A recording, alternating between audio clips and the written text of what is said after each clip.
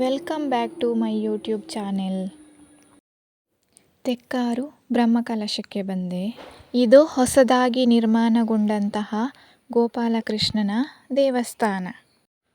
ದೇವಸ್ಥಾನ ಹೇಗಿದೆ ಅಂತ ಹೇಳಿ ನೋಡುವ.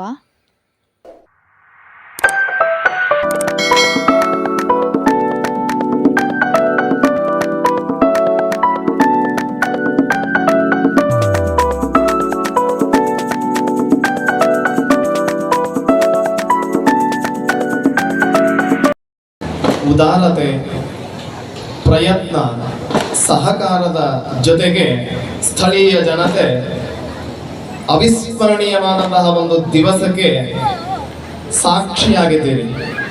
ನಾನು ಈ ಊರಿನವನೇ, ಹಾಗಾಗಿ ಧಾರ್ಮಿಕ ಉಪನ್ಯಾಸವನ್ನು ಆತ್ಮೀಯವಾಗಿ ನಮ್ಮ ಮಧುರ ಸಂವಹನದ ಜೊತೆಗೆ ಮಾಡಲಿಕ್ಕೆ ನಮಗೆ ಬೇಕಾದಷ್ಟು ಅವಕಾಶ ಇದೆ. ಆದ್ದರಿಂದ ನಾನು ಹೆಚ್ಚು ಮಾತಾಡುವುದಿಲ್ಲ. ಸ್ವಲ್ಪ ದಿವಸದ ಮುಂಚೆಯೂ ಕೂಡ ಇದೇ ವೇದಿಕೆಯಲ್ಲಿ ಒಂದು 4 ಮಾತಾಡಿದ್ದೆ. ಇವತ್ತಿನ ದಿವಸ ಇಷ್ಟರ ತನಕದ ನಿಮ್ಮ ಎಲ್ಲ ಪ್ರಯತ್ನವನ್ನು ಕೃಷ್ಣನಿಗೆ ಸಮರ್ಪಣೆ ಮಾಡಿ ಕೃತಕೃತ್ಯತೆಯನ್ನು, ಧನ್ಯತೆಯನ್ನು ಅನುಭವಿಸುವಂತಹ ಅಪೂರ್ವವಾದಂತಹ ಅನುಭವ ನಿಮ್ಮದು ಅಲ್ವಾ? ಕೃಷ್ಣನ ಮೇಲೆ ಒಂದೊಂದೇ ಕಲಶಗಳನ್ನು ತಂತ್ರಿಗಳ ಅಮೃತ ಹಸ್ತದಿಂದ ಅಭಿಷೇಕ ಮಾಡುವಾಗ ಇಷ್ಟರ ತನಕ ನಿಮ್ಮಲ್ಲಿದ್ದಂತಹ ಕನಸು, ಕಲ್ಪನೆ ಆಗ್ತದ ಇಲ್ವಾ ಅನ್ನುವಂತಹ ಒಂದು ಹೆದರಿಕೆ, ಅದೇ ರೀತಿಯಾಗಿ ಸಾಂಸಾರಿಕವಾದಂತಹ ಚಿಂತೆಗಳು, ಮನಸ್ಸಿನ ದುಃಖಗಳು, ಏನಾಗಬಹುದು ಸಂಸಾರದಲ್ಲಿ ಅನ್ನುವಂತಹ ಒಂದು ಭಯ, ಅದನ್ನೆಲ್ಲವನ್ನು ಕೃಷ್ಣನಿಗೆ ಅಭಿಷೇಕ ಮಾಡಿ ಆಯಿತು. ಕೃಷ್ಣನ ಶಿರೋಧಾರೆಯಿಂದ ಪಾದಪರ್ಯಂತ ಅದೆಲ್ಲ ಹರಿದು ತೀರ್ಥ ಪ್ರಸಾದ ರೂಪವಾಗಿ ನಮಗೆ ಪ್ರಾಪ್ತಿಯಾಯಿತು. ಅಂತಹ ಒಂದು ಅಪೂರ್ವವಾದಂತಹ ಕ್ಷಣಕ್ಕೆ ಸಾಕ್ಷಿಯಾಗುವಂತಹ ಯೋಗವನ್ನು ಭಗವಂತ ಕರುಣಿಸಿದ್ದಾನೆ. ಧನ್ಯರು ನಾವೆಲ್ಲರೂ. ಈ ನೆಲದಲ್ಲಿ ಗೋಪಾಲಕೃಷ್ಣ ಹೆಸರಿನಲ್ಲಿ ಶಾಲೆ ಇತ್ತು, ಬೇರೆ ಏನೇನೋ ವ್ಯವಸ್ಥೆಗಳಿತ್ತು. ಆದರೆ ಗೋಪಾಲಕೃಷ್ಣನ ಪ್ರತ್ಯಕ್ಷವಾಗಿ ಕಾಣುವಂತಹ ಭಾಗ್ಯಕ್ಕೆ ಇಷ್ಟು ತಲೆಮಾರಿನ ತನಕ ಕಾಲಕ್ಕೆ ಬೇಕಾಯಿತು. ಅದರಲ್ಲಿಯೂ ತಂತ್ರಿಗಳದ್ದು ವಿಶಿಷ್ಟವಾದಂತಹ ಒಂದು ವ್ಯಕ್ತಿತ್ವ.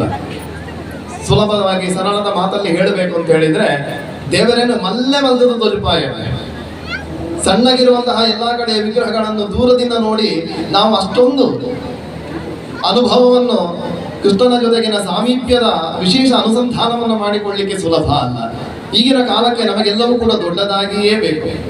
ಯಾಕಂದ್ರೆ ನಮ್ಮ ಸಮಸ್ಯೆಗಳು ಕೂಡ ದೊಡ್ಡದಾಗಿಯೇ ಇದೆ.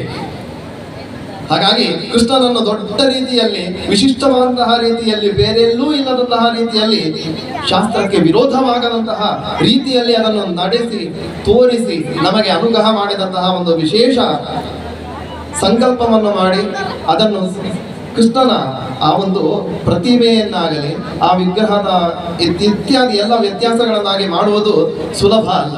ಯಾಕಂದ್ರೆ ನಾವು ನೋಡುವಂಥದ್ದೇನು, ಆ ದೇವಸ್ಥಾನದ ಅಂಚ ಉಂಟು, ಈ ದೇವಸ್ಥಾನ ಇಂಚದಾನೆ ಅಂತ ಅಷ್ಟೇ ನಾವು ಕೇಳೋದು ಹೊರತಾಗಿ ಶಾಸ್ತ್ರೀಯವಾಗಿ ಹೀಗೂ ಮಾಡಬಹುದು ಅನ್ನುವಂತಹ ವಿಚಾರ ಅದನ್ನು ತಿಳಿದವರಿಗೆ ಮಾತ್ರ ಗೊತ್ತಲ್ವ. ಹಾಗಾಗಿ ಆ ಎಲ್ಲ ಆರಭಾರವನ್ನು ಹೊತ್ತುಕೊಂಡು ನಮಗೆ ಒಂದು ಅಪೂರ್ವವಾದಂತಹ ಒಂದು ದೇವಸ್ಥಾನವನ್ನು ನಮ್ಮ ಮುಂದೆ ತೋರಿಸಿಕೊಟ್ಟಿದ್ದಾರೆ. ಅದರ ಜೊತೆಗೆ ಒಂದೊಂದು ಕೆಲವು ಸವಾಲುಗಳು ಇರ್ತವೆ.